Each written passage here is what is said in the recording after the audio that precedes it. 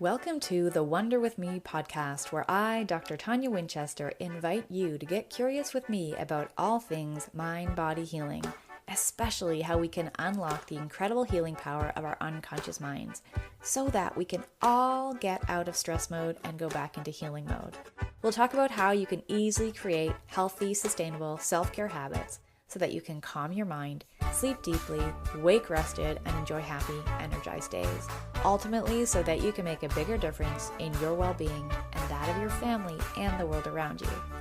These casual chats are for educational purposes only and don't constitute a therapeutic relationship.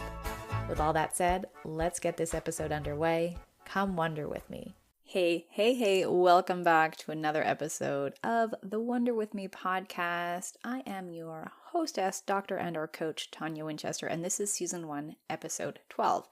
4 steps to change bad habits into good ones. I love this episode. This story coming from a client where she was having a lot of body pain and also some emotional triggers. And in combination, when triggered emotionally, she would engage in a behavior of consuming sugar. And she knew, well, she guessed that sugar consumption was connected to pain levels increasing. And she did discover that that was in fact true.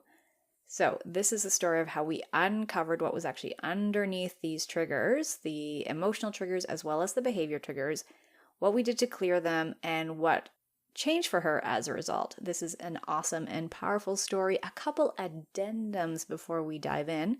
One, there is mention of a brain-based coaching breakthrough. I have renamed that now to Mind, Body, Coaching, and Healing. Same process, just a different title. And also the book that I mentioned, Smiling in the Shower, has also been renamed to Break Through the Insomnia Cycle, How to Sleep Deeply, Wake Rested, and Enjoy Happy, Energized Days.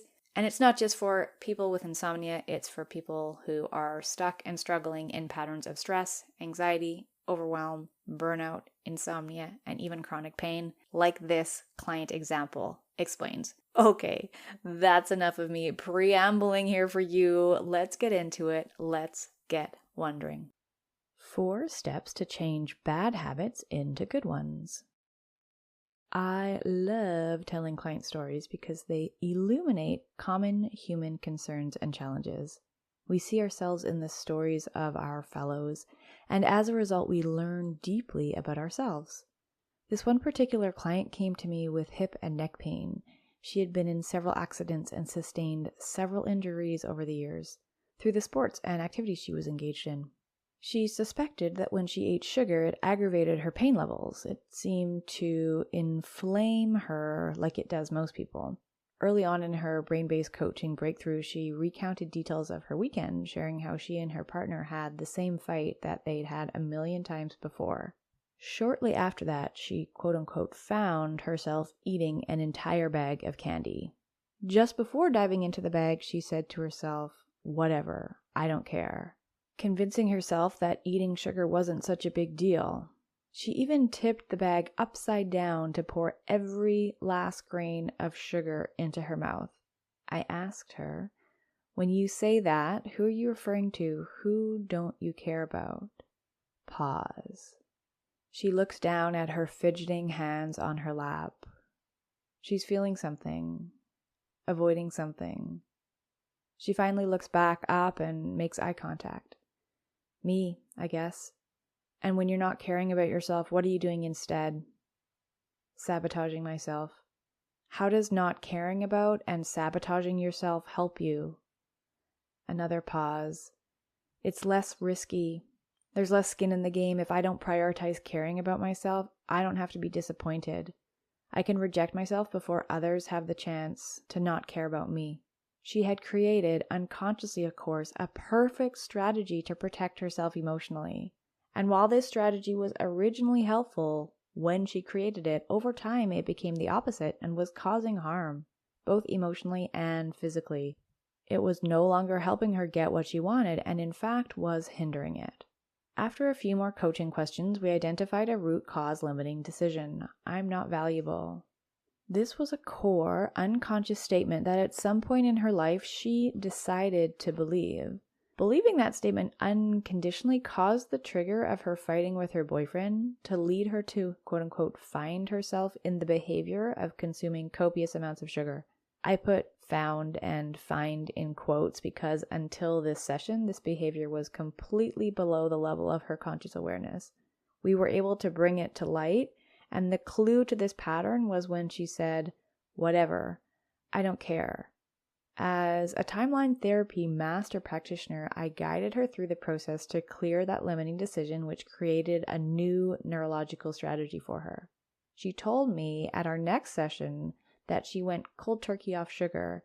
Even when tense conversation happened around the home, she wasn't even tempted to have sugar or candy. For the first time in years, she was sleeping through the night because her body wasn't inflamed or in pain anymore. Partly because we removed the driver of sugar consumption, and partly because she unconsciously reconnected to her own inherent value, which reminded her body that it could heal, that it was valuable enough to do so. Her new behavior of choosing better strategies matched her new belief system of self-worth. She no longer needed to sabotage herself to match her old belief, and she was finally able to take care of herself. She realized she could extract all the sweetness she needed from within her. Okay, I know that was a bit corny, or maybe I should say candy corny, but it's true. What does this story mean for you?